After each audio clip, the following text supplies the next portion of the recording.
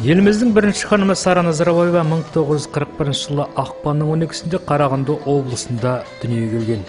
Ел тәуелсіздік алғаннан кейін бөбек қайырымдылық қорының негізін қалап, жұмысын өрбітті. Өзін-өзі тану атты балаларға рухани адамгершілік білім беру және тәрбие беру идеясының авторы. Сонымен қатар өзін-өзі тану пәні бүгінгі күні орта мектеп бағдарламасына енгізілген. Және Сара Алпысқызының туған күніне арналған білім мекемелерінде түрлі шаралар ұйымдастырылды. Нөмір 36-шы лицей мектебінің оқушылары да тыңғылықты дайындалған. Өзін-өзі тану пәні ұстаздары өзін-өзі тану, махаббат пен шығармашылық педагогикасы атты 10 күндік ұйымдастырған. Соның барысында сурет көрмесі, мәнерлеп оқу байқауы, дебаттар, тәрбие сағаттарымен бірге үзілістерде қызықты шаралар өткізілген. Сара Алпысқызының Назарбаевның туған күніне орай түрлі іс-шаралар өткізілді.